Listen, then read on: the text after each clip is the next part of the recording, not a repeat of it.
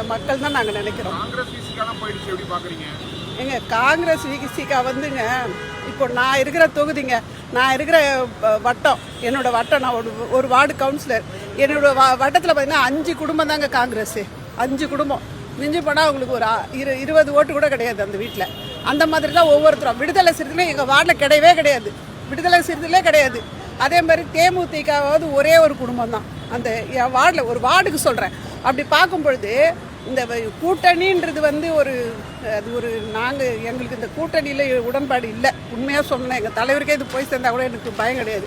கூட்டணின்றது வந்து ஒரு கண் துடைப்பு தான். அவங்க வந்து நம்ம முதுகில் ஏறி உட்காந்துக்கிட்டு நம்ம போடுற ஓட்டில் தான் அவங்க ஜெயிச்சுக்கிட்டு இருக்காங்க இவ்வளோ நாளாக. எங்களுக்கு இந்த கூட்டணிலாம் உடன்பாடே கிடையாது. தலைவர் வந்து நம்ம கூட்டணி வச்சு நல்லா பண்ணிகிட்டு இருந்தார். அவங்க போகிறாங்கன்னும் போது அவங்களுடைய தரம் வந்து இதில் நல்லா தெரியுது மக்களுக்கு, புரியுதுங்களா? எங்களால் வளர்ந்து அவங்க இப்போ அவங்க வந்து போயிட்டு இன்னைக்கு எப்போவுமே பாருங்கள், ஒரு துன்பத்தில் கூட இருக்கிறவங்க தான் ஒரு நல்ல தோழன்.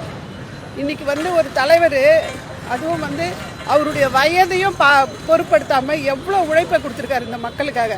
ஆனால் இன்றைக்கி அவர் தோல்வி விட்ட இந்த நேரத்தில் அவனுங்க முதுகில் குத்துற மாதிரி குத்திட்டு போயிருக்கானுங்க. அதுலேயும் அந்த விடுதலை சிறுத்தைகளை திருமாவளவன் பேச்சாங்க, அது பேச்சே கிடையாது. அவர் என்னென்னா இங்கேயும் அங்கேயுமே உறவாடி இருக்கார் இவ்வளோ நாள். அதை இப்போ தான் வெளிச்சம் போட்டு காட்டியிருக்காரு மக்கள்.